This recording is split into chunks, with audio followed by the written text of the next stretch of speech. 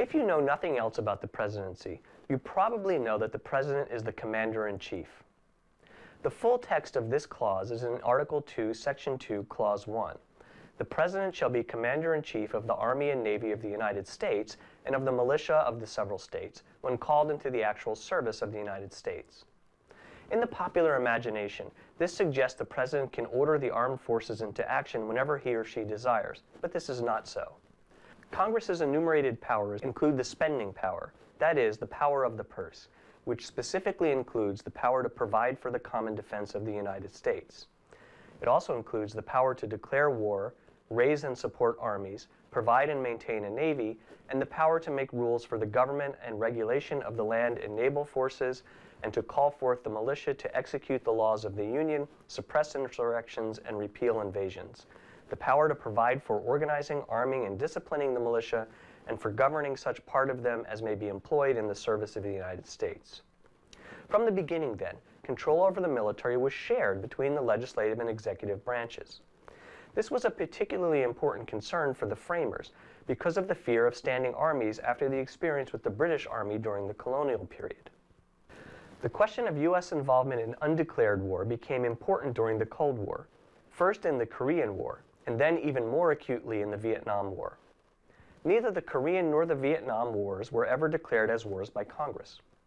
One of the major sources of protest against the Vietnam War resulted from the escalation in U.S. commitment of materiel and troops without any congressional declaration of war, and often based on misrepresentations by the president, including by Presidents Kennedy, Johnson, and Nixon.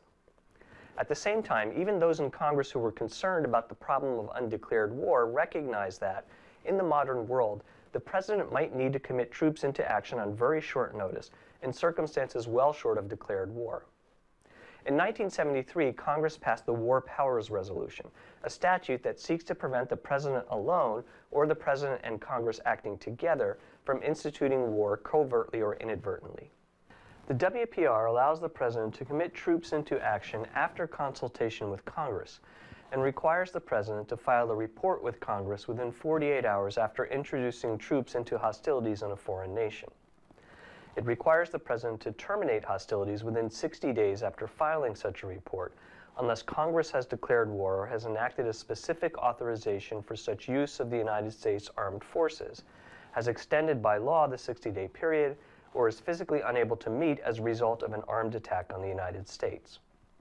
Many critics have argued that the WPR is unconstitutional because the reporting requirement seems both to allow the president to initiate or continue a war without a congressional declaration of war and to impinge on the president's authority as commander-in-chief of armed forces in action. To avoid triggering the congressional oversight provisions of the WPR, where presidents have committed troops to foreign action after its passage, including in Yugoslavia, Iraq, and Afghanistan, the president has made reports consistent with, rather than pursuant to, the WPR. This procedure was challenged in 1999 when President Clinton deployed U.S. forces as part of NATO airstrikes in Yugoslavia. Here's a bit of background on the U.S. military action in Yugoslavia. My fellow Americans, today our mission is clear: to demonstrate the seriousness of NATO's purpose so that the Serbian leaders understand the imperative of reversing course, to deter an even bloodier offensive against innocent civilians in Kosovo, and, if necessary, to seriously damage the Serbian military's capacity to harm the people of Kosovo. In short, if President Milosevic will not make peace, we will limit his ability to make war. It's a small place, but it sits on a major fault line between Europe, Asia. Now they've started moving from village to village, shelling civilians and torching their houses. We've seen innocent people taken from their homes, forced to kneel in the dirt and sprayed with bullets. Kosovar men dragged from their families, fathers and sons together, lined up and shot in cold blood. This is not war in the traditional sense. It is an attack by tanks and artillery on a largely defenseless people whose leaders already have agreed to peace. Show the movement of refugees, north, east, and south. Already this movement is threatening the young democracy, and there are risks in this military action. risk to our pilots and the people on the ground. Serbia's air defenses are strong. It could decide to intensify its assault on Kosovo or to seek to harm us or our allies elsewhere. If it does, we will deliver a forceful response. Hopefully, Mr. Milosevic will realize his present course is self-destructive and unsustainable.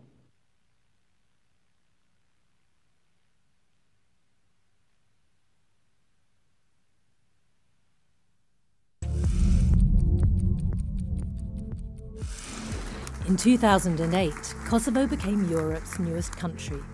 This small state of 1.8 million people emerged as a result of one of Europe's most brutal sectarian conflicts since the Second World War.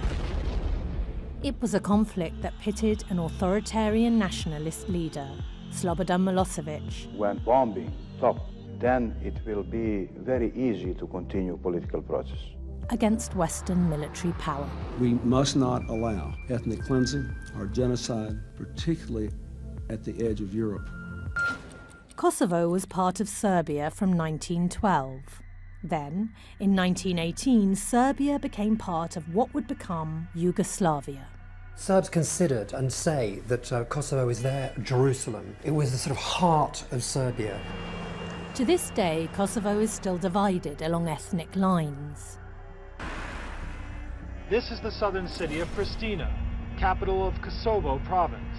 Throughout the 1980s, Kosovo enjoyed autonomy within Serbia, but the majority ethnic Albanian population wanted more political freedom. Kosovo Albanian nationalism was growing. There were demands that Kosovo become a republic. Kosovo Serbs began to complain, saying that they were threatened. But there was one man standing in the way of Kosovo Albanians, Slobodan Milosevic, the leader of the Serbian Communist Party. Milosevic wanted to keep Kosovo as part of Serbia. He rallied the minority Serb population and further divided Kosovo.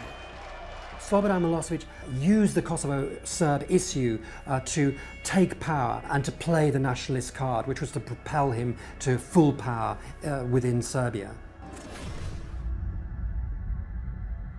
In 1989, Milosevic became president of Serbia and within weeks placed Kosovo back under the direct control of his Serbian government.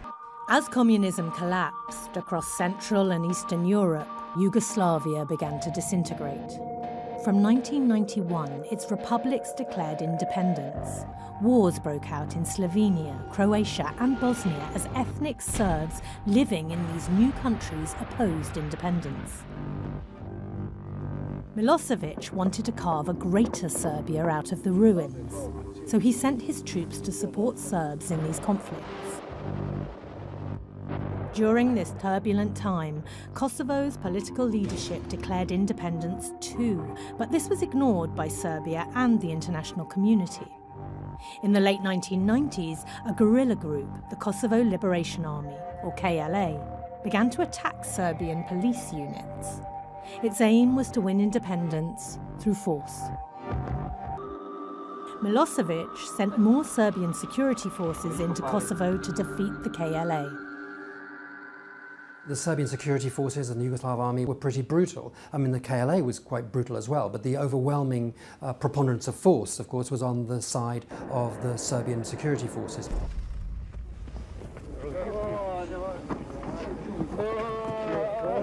On January the 15th, 1999, Serb forces attacked the village of Račak, killing 45 Kosovo Albanian civilians.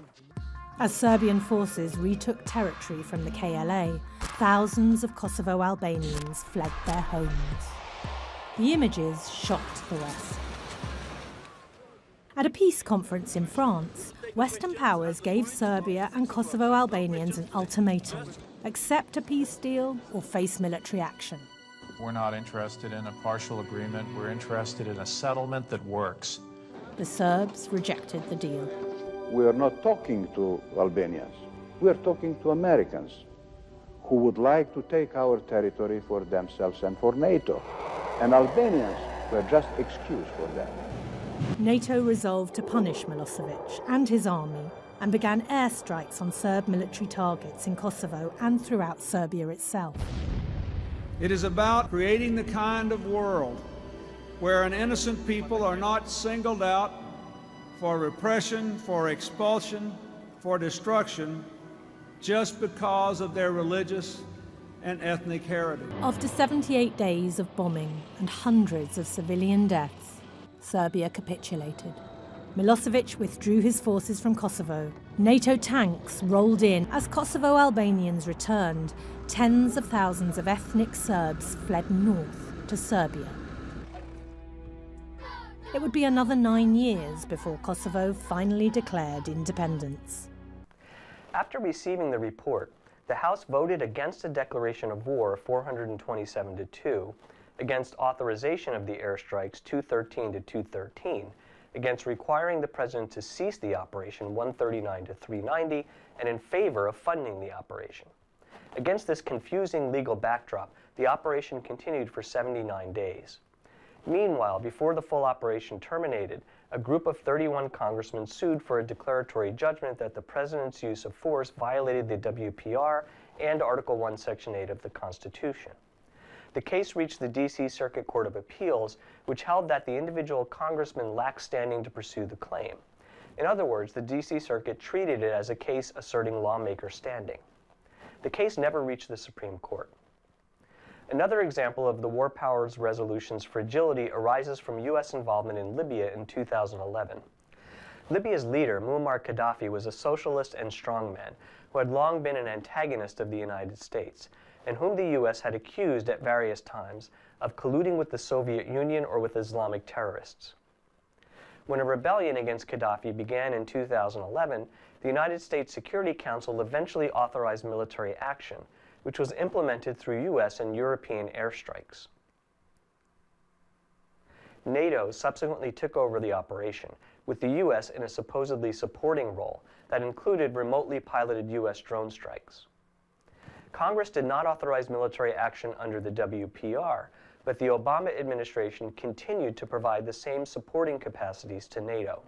President Obama's legal advisor, Harold Koh, testified before Congress that congressional authorization was not required because the U.S. was not engaged in hostilities in Libya, as that word is used in the statute.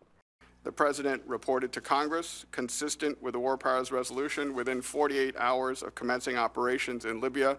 He framed our military mission narrowly, directing, among other things, that no ground troops would be deployed, and that on April 4th, U.S. forces would transition responsibility to NATO command, shifting to a constrained and supporting role within a multinational civilian protection mission.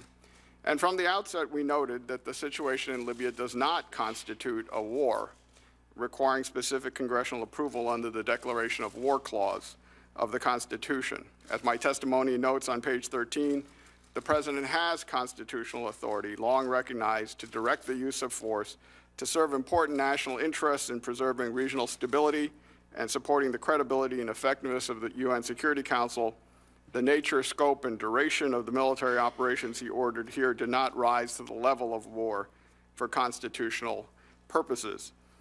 So my second point, we do not believe that the War Powers Resolution's 60-day automatic pullout provision applies to the limited Libya mission.